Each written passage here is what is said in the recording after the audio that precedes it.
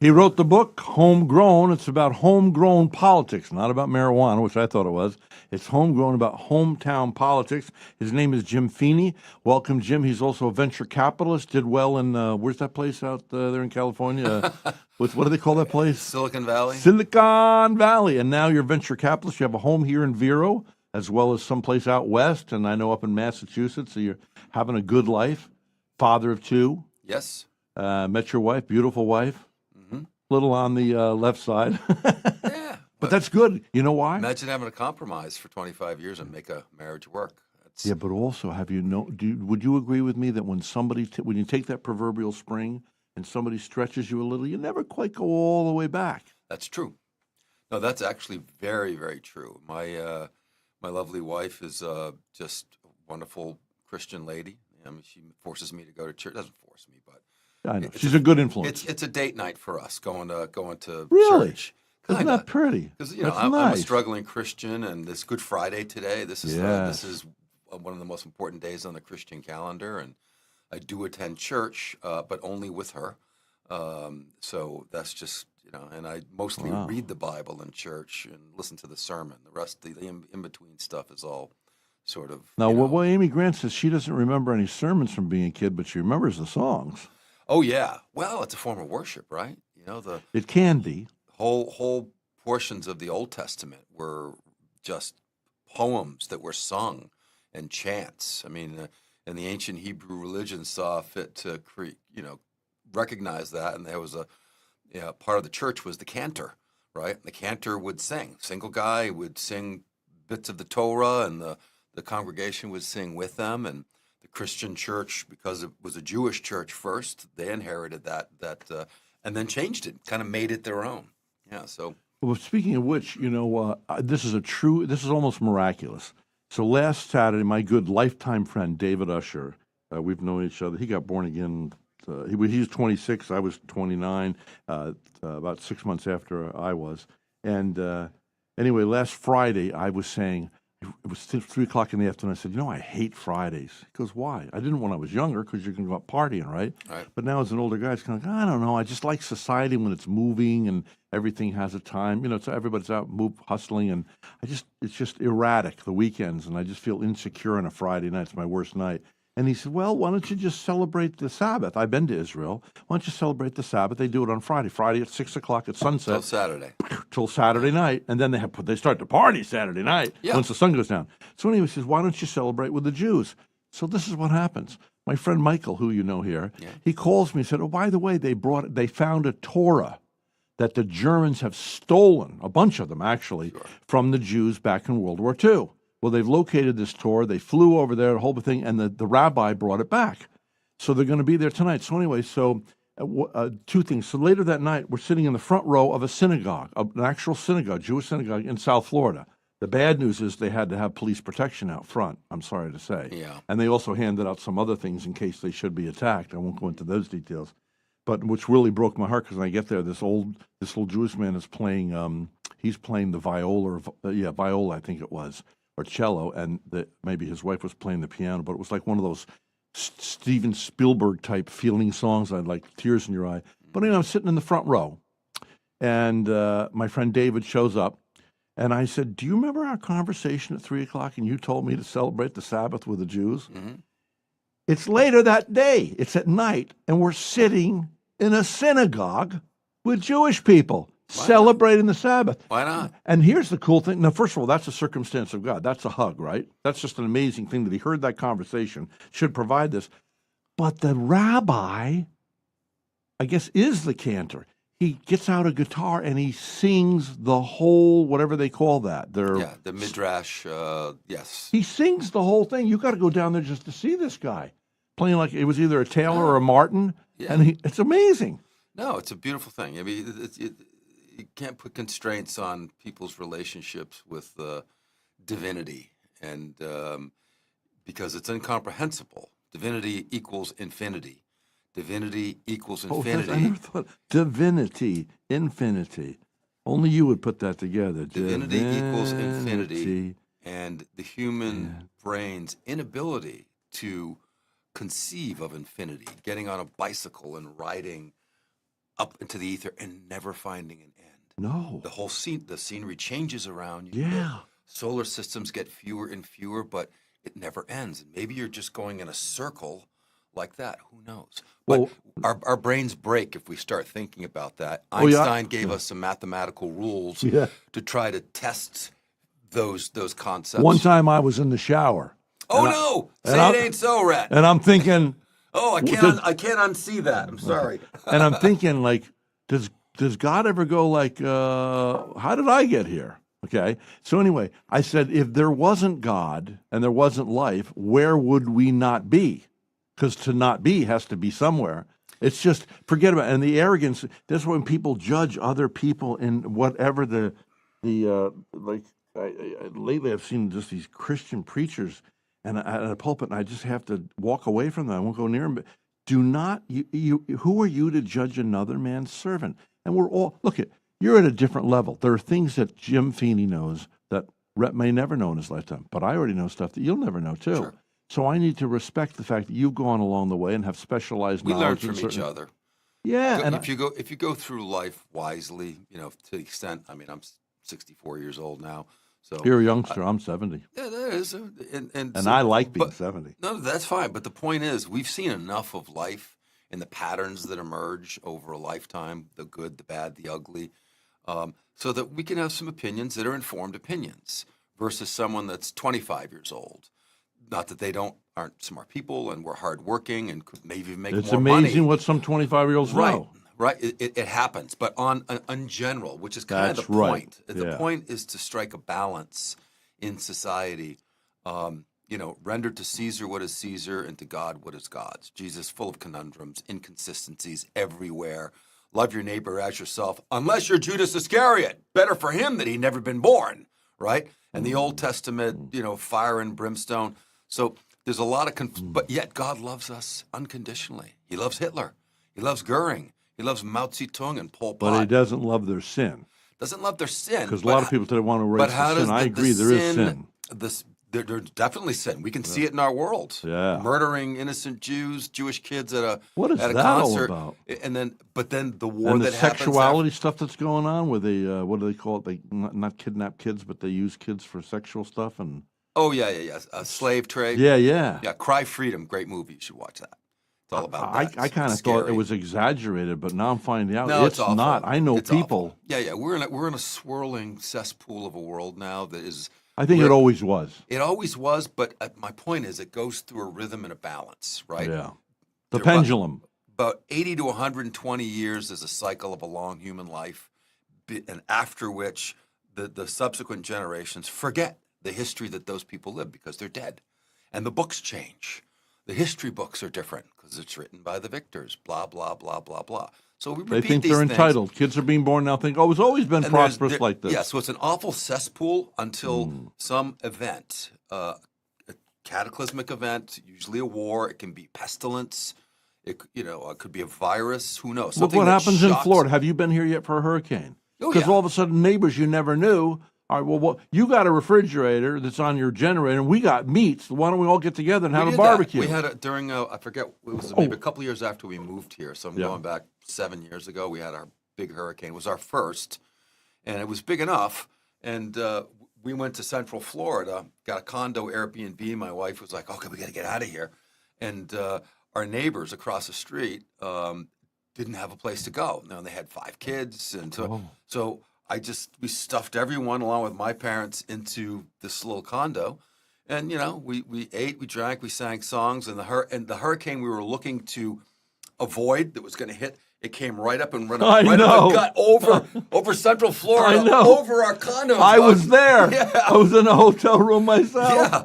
It's like, I'm never going again. I'll sit it out here. Listen to this. A couple of years ago, so Barbara and I get out of here because there's a hurricane coming.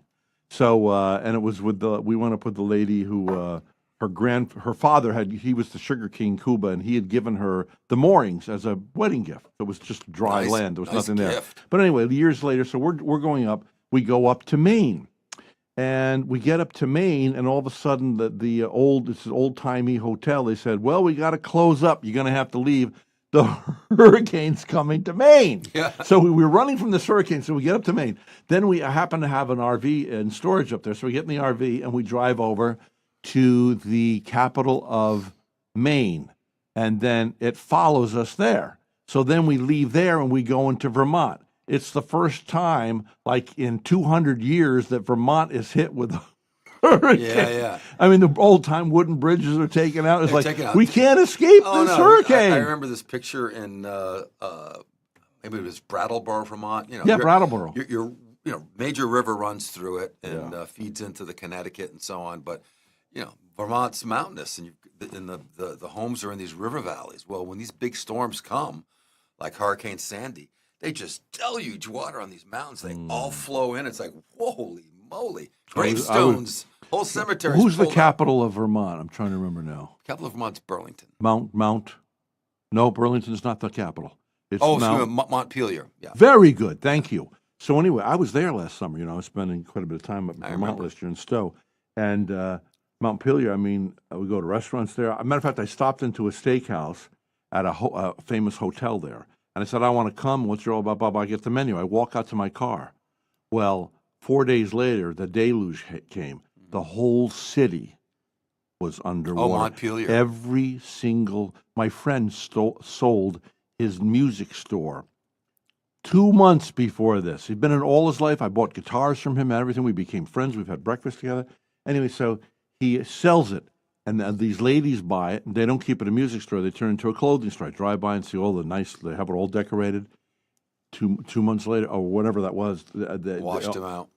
Every single restaurant. I ran into an Indian man who had an Indian restaurant there. He says, I want to tell you, it was up 6 to 8 feet on all my walls. Oh, yeah. We never see, even in the worst hurricane, you don't get those kinds of storm surges here, at least not far.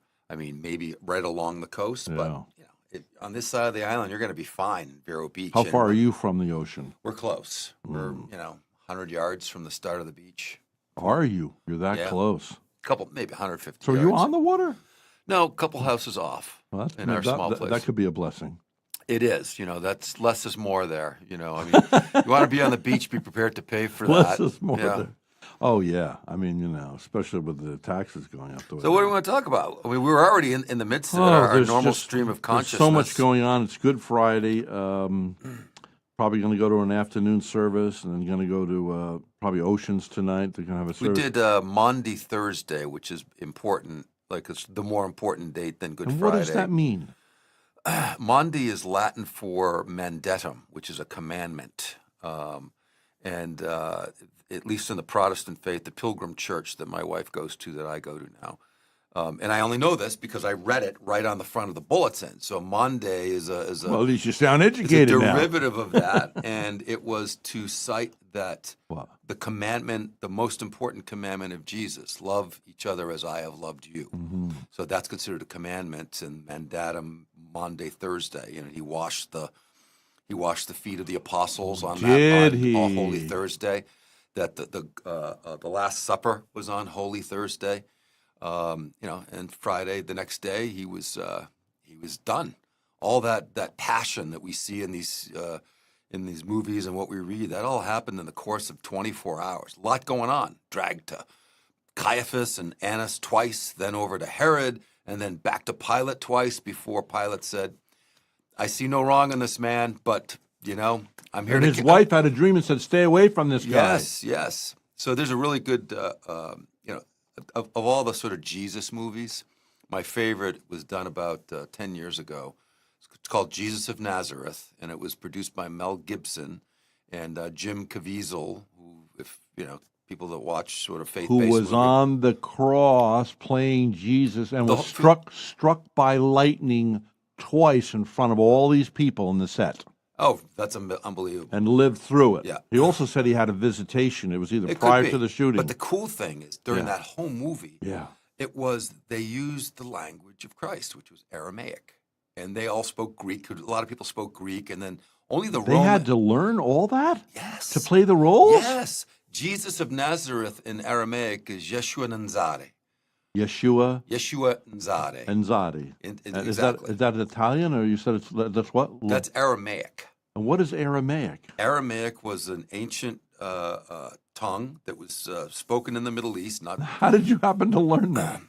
you know, I mean, I am full of inane facts that will pay me nothing, but yet give me everything. But it's fun.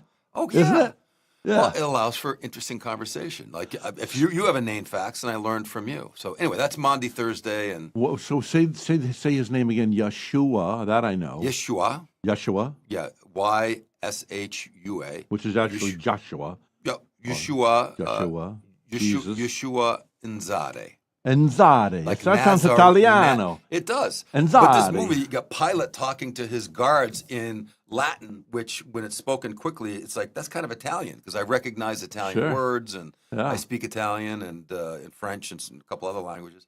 But you can see the Latin roots in their and they all have to learn this. So Pilate goes from speaking Latin, and this is a guy that's an English speaker, goes from Yeah. speaking Latin on the set to then having to talk to the Jews that are in the courtyard, you know, screaming for Barabbas, speak to them in Aramaic, some of them, and then for the Pharisees, right? They were learned men. They spoke all of it: Greek, Latin, Aramaic, the Aramaic, They were the scribes. the language of the people, of the Jewish people, was Aramaic then. Yeah.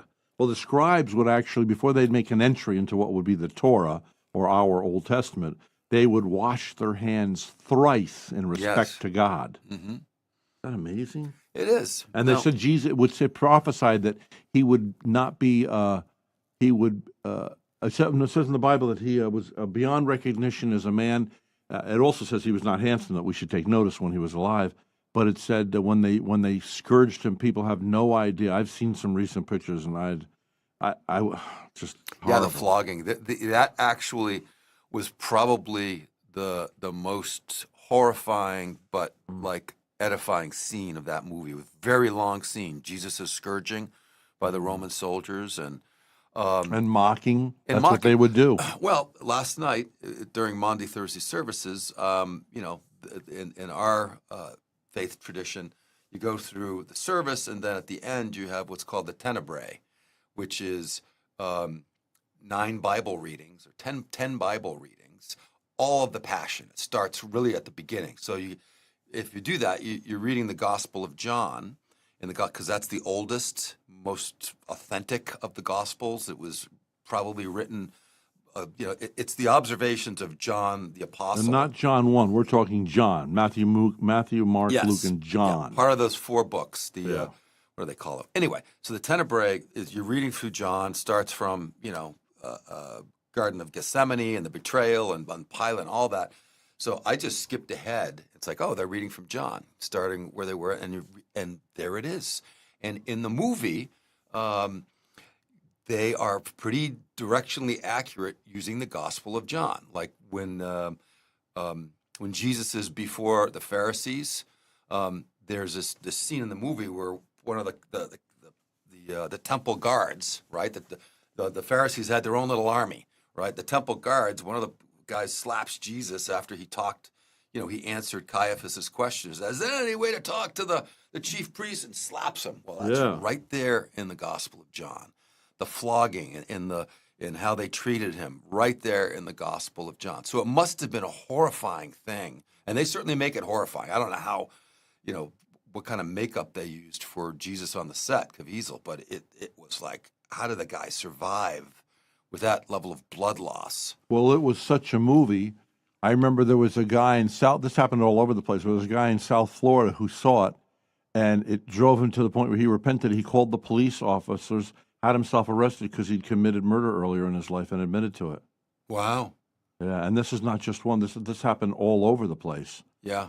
And Jim Caviezel changed his life. And you know, so anyway. But it's cool. And he took a chance as an actor, you know, because they say if you play either Superman or you play Jesus, you're never going to get another job in Hollywood. Right. Well, he plays. But he has. He's. It was a very. I mean, I'm suspect of religious documentary kind of things like that, but that's a really good one. The 10 Commandments with Charlton Heston. Love that movie. They're not Even just. though it may not all be factual exactly. No, but they're great. Moses, what do you want, Moses? I used to be able to imitate stories. Yul Brenner. Yeah. Moses. What do you want, Moses? So let it written. So let it be written. So let it be done. Yeah. Yul So Brynner. let it be written, let it be done. Boy, was he a man's man? He was a cool guy, Yul He Brynner. was a cool You know, dude. there's a But short he list smoked, and he had a devastating death. He said, I want everybody to know it. Don't smoke like I did. Yeah. Smoking's bad. We know that. Thank you. Thank you. That's a good They example. got all our young people duped. Yeah, that's a good example of. At one point, it was truth that smoking, made you stronger.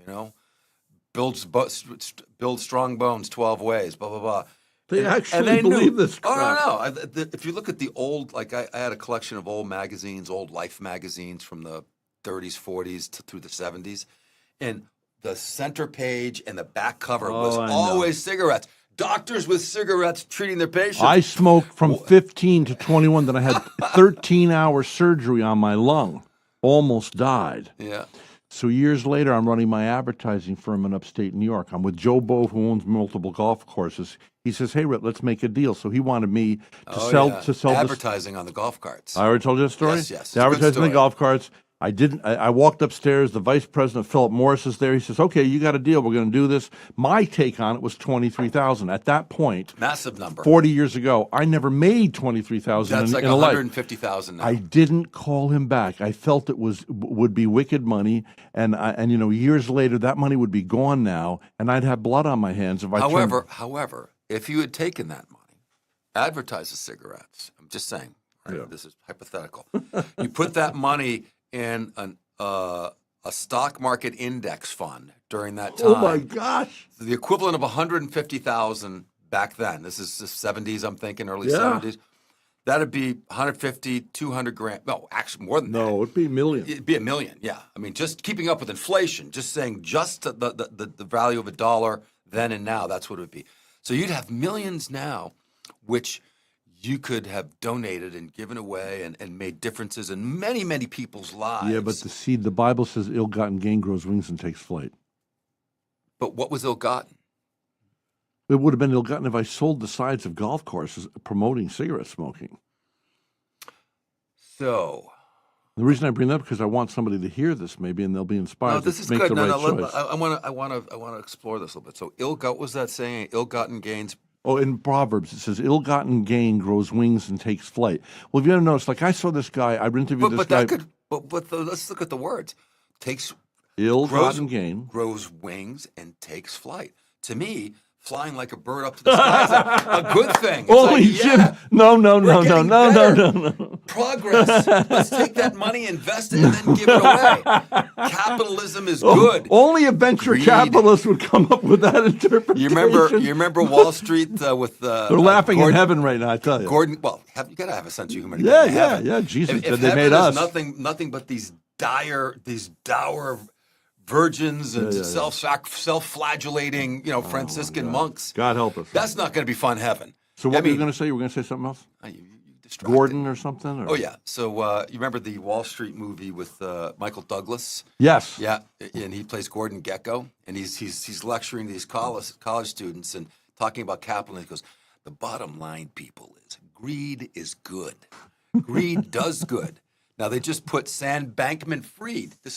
Here's that Sam Bankman-Fried. Yeah, 25. 25 years. The government wanted 50. His lawyers wanted 6.5. But 25 years, he'll probably serve at least half of that sentence. He's Well, the judge said 32 he's dangerous, that he could cause more grief if he got out. Yes, but he was He's Bankman. just a kid, isn't he, though? He's a kid in his brain. Do you think he was innocent, or do you think he willfully...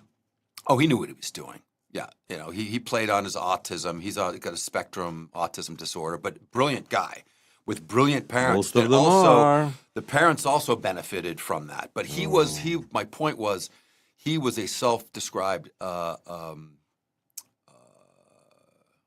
philanthropist, effective philanthropy. That's what it is. Oh, Meaning, good. I'm here. I'm going to I'm going to make as much money as I can, so I can give it away. So I'm just a vehicle for resources to be concentrated. So he justified. And so he justified his actions. but he wanted to do good. Well, by donating $60 million listen, to the Democrat Party, which doesn't do good. Do you remember when Bill Clinton had the Monica Lewinsky thing. At that moment, I thought, this guy's got to be wanting to kill himself. And my heart always goes out to the loser. It did when I was in school as a kid. It does as adults. So at that time, I'm praying for him. Father, he's got to be thinking about suicide. I mean, because, it's an eternal solution to a temporary problem, and now he's past that. But at that point, he said, Billy Graham flew in. This is really cool. He says, Dr. Graham did not speak at me. He spoke with me. He did not judge him. And it's Jesus. Jesus didn't judge people. No, that was his moniker. I mean, he said, listen, in the very earliest days, at least my reading of the Bible, the earliest days, he had to take his 12, he assembled them piece by piece and got pushback from all of them. Tax collector, the Jewish tax collector working for the Romans, his people hated him. Matthew, where's the apostles without him, and fishermen and uneducated people from all of the different trades. So, well, not many noble, not many highly educated or royal come to the Lord because they put their trust in their riches, because Jesus said, blessed are the poor in spirit, for the kingdom of God belongs to them. You can have $1 gazillion and still be poor in spirit, knowing, in other words, we need to know that we have need of God. I'm no better than Jim Fini. Jim Fini's no better than me. And the bum on the street, we are no better than. And they deserve dignity as much as we would. Absolutely. So we need to this whole country needs a revision. The whole world needs a revision in dignity of honoring, others, So I actually did, I won't read this here, but this was a sermon last week at my church, Palm Sunday Rumination. Okay. The pastor, we have a new guy in who's an associate pastor. Our head pastor has been there for a few years. Anyway, really smart guy. And I really haven't heard him preach much because he's literally 4 months old, something like that. And he talks about... He's only 4 months old? No, in our church. I know. Yeah, he's probably in his late 40s. I am a precocious baby. Very nice guy. Anyway, he talked about his conversion to Christianity growing up in the Deep South and not coming from a particularly religious household. It was reading the philosophers, the ancient philosophers, and getting into some of the religious philosophers. So it was intellectual at first. Very intellectual. And he had this saying, which I made into a haiku. The human condition is one of inordinate self-interest. Inordinate? I like inordinate, yep. The human condition is one of inordinate self-interest. And then he went on to describe, think of it this way. There are two parades, one coming from the east and one coming from the west. At the head of one parade is the Roman Empire, right? Order, expansion, standardization of culture. The average Joe that lived in the Roman Empire and was, if you became a Roman citizen, you lived pretty well. Yeah, there was slavery, spoils of war, all that stuff. But when you were a Roman citizen, you were protected by Roman law. St. Paul was a Roman citizen, and he brought that up to Caesar, and he got dispensation in how he was treated in court. Acts, it's a wonderful story. But then the other parade is coming from the east is led by Jesus, who preaches against self-interest, where his kingdom of God is love. Do unto others as you would have them do unto you. He teaches that God is love. And what is love if not complete selfishness, selflessness? Anyway, it was a good sermon. Now, I want to ask you something. Sometimes I think it triggered you what? It just triggered me to write this. This will be a piece that I do on my blog at some point. Raw material, you throw it in there, and it's like it got my brain moving, thinking about the sort of conflict between divinity and man, which Jesus represented. How do we, if someone find your blog? You would go to jimfini.com, JIMFINI.com. I haven't done anything in a couple of months just because, I don't do this for money. Yeah, but that's what's like my podcast. You put it on, though, and it lives there in that library forever. It lives there forever. And I still get a growing audience, even though I'm not doing. But I need to, I'm going to pivot more away from politics, and we're going to talk more about music and religion and art and food. That was my intention when I started this 29 years ago. I never wanted to be sucked up into politics. Well, it's because not, I was on the same station as Rush that happened, and I don't like it. it's true, but here's the thing: if you're going to live in a free society like ours, Yeah. right? That literally, the American Revolution was a human revolution, not just for All Americans. good men need do to see evil prevail is nothing. It was a revolution for the common man that has persisted for 250 years. It's an experiment still. We could lose it. But at the end of the day, it represented freedom where we could think for ourselves and do for ourselves. And I forgot where I was going with this, but it was a good. I'm glad to see that happen with somebody else. Oh, yeah. It happens to me all the time. I go down a rabbit hole now. I'm deep in the rabbit hole now. It's like, how do I get out of here? I knew I But would. if you just calm down, it'll come back to you. Yeah. Probably when I start to talk about something You else, go, then it'll you come go. back. Well, I don't know. But it's politics, right? So in a democracy, you've got to be able to, because you get to make the decision and not an emperor. You're obligated to take a little slice out of your pie chart of the day. You got to work, you have family, you have to stay fit, you got to do all these other things. But it's your obligation, in my opinion, as an American citizen, to stay current with the news, read both sides of the fence, because you get to vote, and the voting should be sacrosanct in this country. It's the only thing. I forget what the word sacrosanct means. Like it means holy, very special. Yeah, very okay, special. yeah, It is the foundation of our culture. And we've bastardized it beyond but it is powerful. When you get to vote, that prevents you from doing violence. Because the alternative, right, to express your will when no one's listening is like, these people aren't listening. They don't get it. Grab your guns. They need to be wiped out. So the vote prevents us from doing that, at least for now. So, it's a long-winded way of saying, if you're going to do whatever format we want to do, blogs and podcasts, talking about politics, a lot of people say, I don't want to talk about any politics. You have to, because if you don't, you'll lose your freedom to not care about it. You have to. It's your obligation. Be an informed voter. Don't get married to a personality, Donald Trump or Joe Biden or Bill Clinton. Right. Look at what the policies are. Work through the logic of how these policies are going to affect society at large, not just a few people. And to me, that's kind of a form of practice Christianity. I mean, how do we make the pie as big as possible for the most people possible? Pretty worthy goal. Well, our founding fathers, this country, Thomas Jefferson, it's not even in the Constitution, the separation of church and state. That was in the letter that Thomas Jefferson wrote. But he meant keeping the government out of the church, not the church out of the government. Yeah, everybody knows that. They all read the Bible cover to cover back then, and it influenced our Constitution. But you've got ignorant people that are uneducated today. I mean, Jesus was killed and put on the cross for politics. And religious people. Watch out for religious people. Religious people play politics all the time. Jesus said, "Beware! One day they're gonna come killing you, thinking they're doing my will." And when you expand the definition of a religion, it's not just what happens in churches and temples and synagogues. It happens wherever people gather that become passionately faithful about something, even though they see no evidence for it. And that includes climate change, this woke activism. That's their new religion. We don't go to church anymore in this country. The numbers have been sliding for decades now. They hate Jesus, but Jesus said they hate me because I showed the world that their deeds are evil. Going to church or just trying to live a spiritual life, which I don't do, by the way. I'm recommending something that I can't do myself.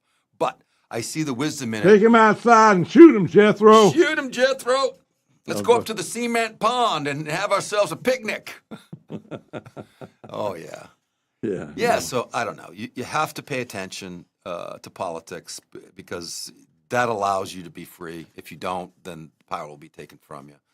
Eat better food, listen to music, laugh, be good to your neighbor. You say listen to music. A few years ago, I remember when I was a kid, I said, when I get old, like over 30, I am never going to stop going into music stores. I'm going to remember this and not do it. I'm also going to see ball games in bars. I want to go to ball games and bars when I'm old, which I don't do, of course. Yeah. And this is you talking to yourself when you're young. And now we don't have record stores anymore because you got a record store in every iPhone or every smartphone.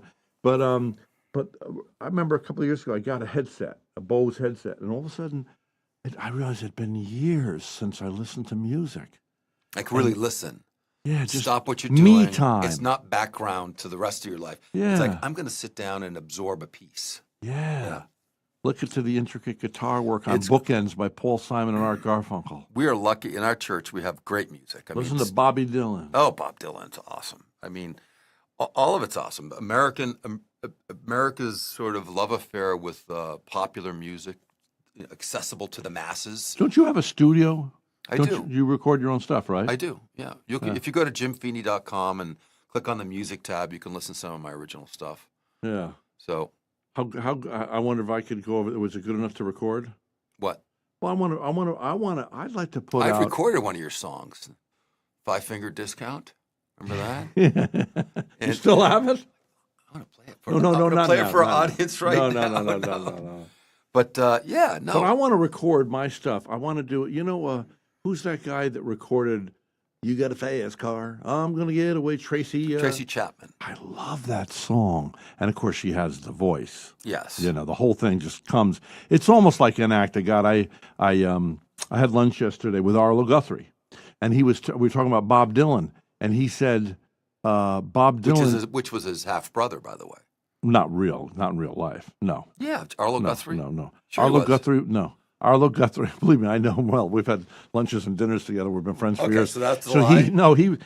His father. He Woody Guthrie's father? Yes, this land is your land. Woody Guthrie is Bob Dylan's. Nope. Bob Dylan was brought up in Duluth, Minnesota, and Arlo Guthrie Woody was his idol. And when he got to New York City, Woody was already dying of Harrington's disease, whatever it is. Something bad.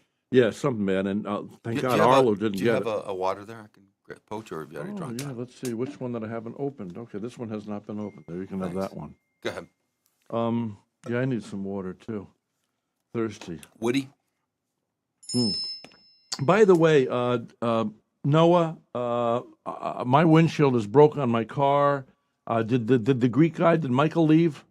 Well, I hope he didn't take my phone with me. I need my. Okay, would you mind to get it for me? Bring it to me because I have to acknowledge when the safety glass people come. This is a wild thing. They have to replace my car because now this is a special car. It's a high end and it's got. Thank you. Yeah, because I asked him to do that. I never should have given up my phone. You are rendering to Caesar what is Caesar. Yeah. Unlock and longevity replay. Bob Hero's voice. Okay, let's make sure we didn't. Are we on air? New windshield. New windshield came in damaged. They're ordering new one. Can come Tuesday. Okay. Yeah, that's all right. Okay. Back to music.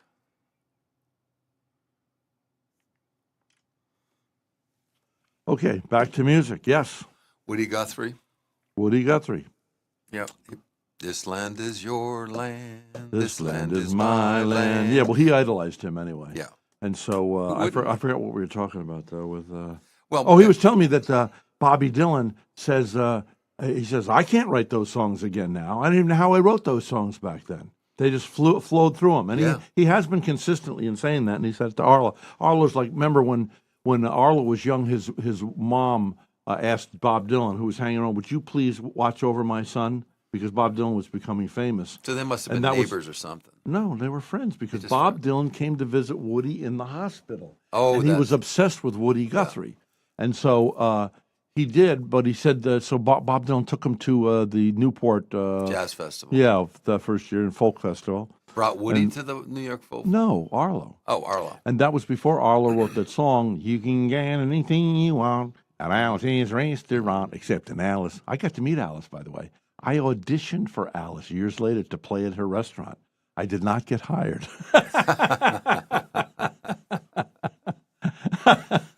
Oh, well. So be it, you know. Yeah, I got to audition Gertie's Folk City, The Other End, all those things. Yes. Yeah, you've had a rich life in showbiz. But I didn't make it.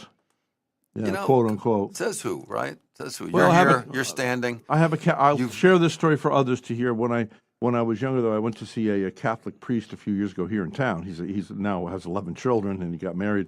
But he has 11 children. They're all wonderful. Miraculous. And he consulted me and said, He said, I don't think you'd be dead if you'd been famous back then. He said, I know you'd be dead. I said, why?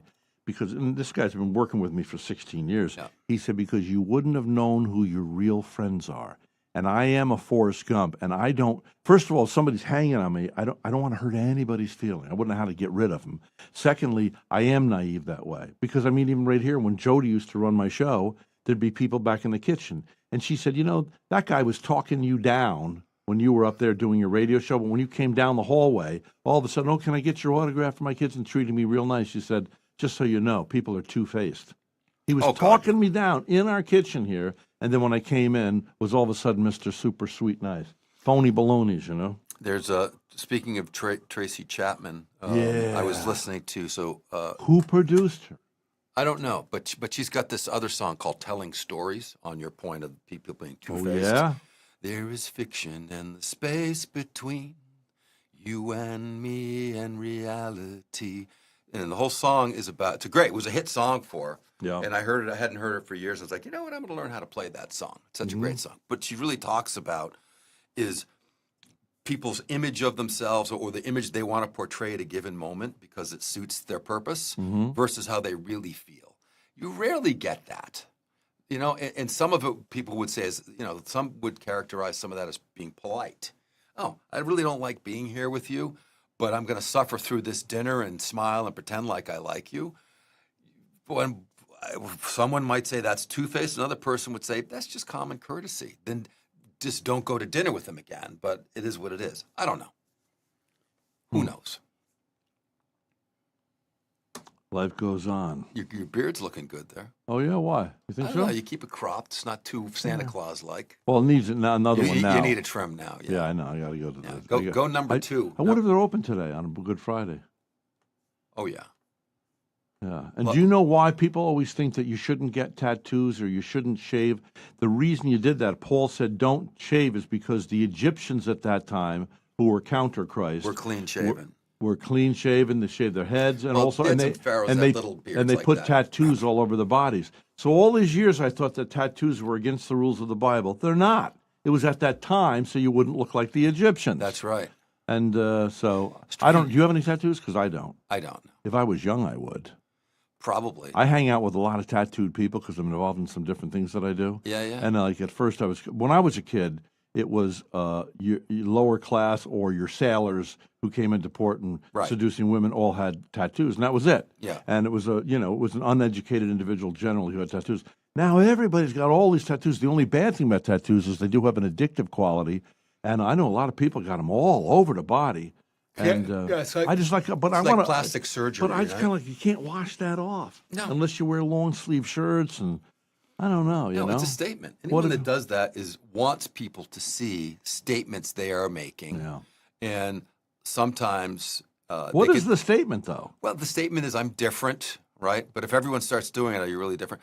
But that there was a lady who used to ride, young lady who rode her bike up over the bridge, and she had something on her. What's this part of your leg? Your calf. And she's going over the bridge, and when I would see her, that's the only. I mean, otherwise she's just another female on a bicycle. So, that's that same girl because of that tattoo. Yeah. So it does give you an individuality. There's meaning. I mean, for like my one of my nieces, she's a successful entrepreneur in Boston. She's got a very popular salon, cuts hair, employs a bunch of people, but she's got tattoos, piercings. I mean, college educated, smart girl, but she's got them all over. One of her grandmother who died. They are an expression of something in their lives that's meaningful, and I get that. But, it reminds them. If you see a tattoo here that says mom and a picture of your mom, you wake up every morning with your coffee, you're going to say, hey, Mom, how are you? It's a way to remember. I don't know. I'm okay with it. If you want to do it, that's fine. Well, listen, we're about out of time. I got a guy calling in from Tallahassee, and I got to take that call and do a Zoom show. But, Jim Fini, it's always good to see you. Yep. Thank you for having me. I'm glad that you're attending church more often because of that love. Thank you, Rhett. So I'm trying. Now I always wonder about a venture capitalist. I wouldn't call me that anymore. I'm an entrepreneur. Yeah. You know that word, entrepreneur, or just use that because venture capitalist means I work for kind of a big firm and I'm always looking to invest. You do this independently.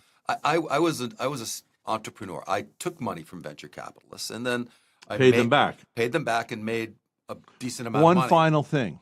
the guy from Shark Tank. Yes, Yeah, Kevin O'Leary. Kevin's saying he won't do business in New York State anymore. He said Trump borrowed the money, paid back the money. Everybody inflates. Look, I wanted, $5 million for my house, and they said, well, it's not worth $5 million. You got to bring it down. I didn't inflate it. Maybe I did inflate it. Whatever.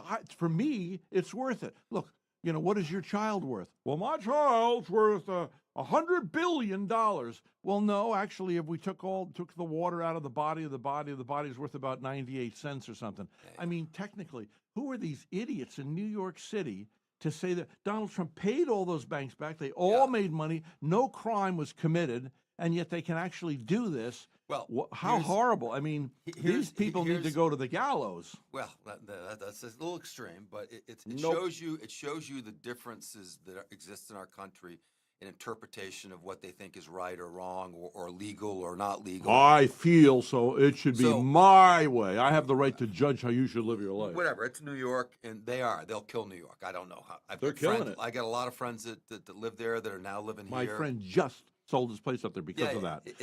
They have another that COVID. They can put you in jail for safekeeping. Sure. Not a jail, but what do you call it?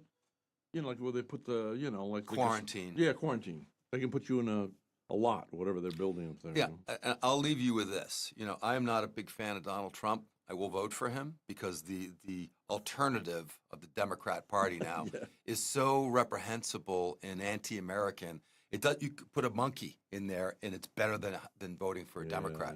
The one thing, Trump is who he is. He's a narcissist and so on, but he did the country a great service by rattling the cage enough and shaking up the monkey circus. Yes. So now we know what they're really like and what their real agenda is, and we've got to fight it. The Bible says, take the field and put it on fire. And I always see what walks out. Yeah. And so when I was younger, I always thought that meant that I'm going to be tested and my real character will come through, which is true during a hard time. I never thought of it that way. You put it on fire and jumps out of it. Donald Trump was the perfect vehicle of God to come along with his big, audacious mouth and stirred it up and saw how evil and bitter and negative and just stupid some of these people are. No. Dangerous.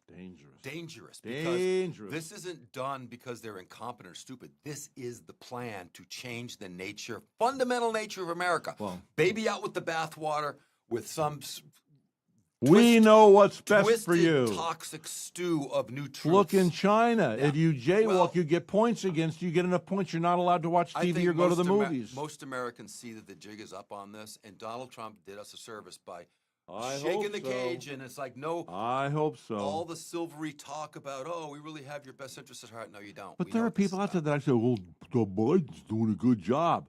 What the heck are you talking about? Remember our conversation? Are we on the same planet? If you're an American citizen, you've got to take part of your pie chart and understand politics and understand current events. You got to come back more often. Yeah. I love having you on here. Hey, what are we supposed to say on Good Friday? What am I supposed to say to you? What's the... Nostrovia. Have a drink. No, I don't drink. But, Jesus is Lord. How's that? Jesus is Lord. Okay. Here's to Jesus Christ and his followers. Yes, thank you, Jesus. All right, take care, Rhett. Thank you.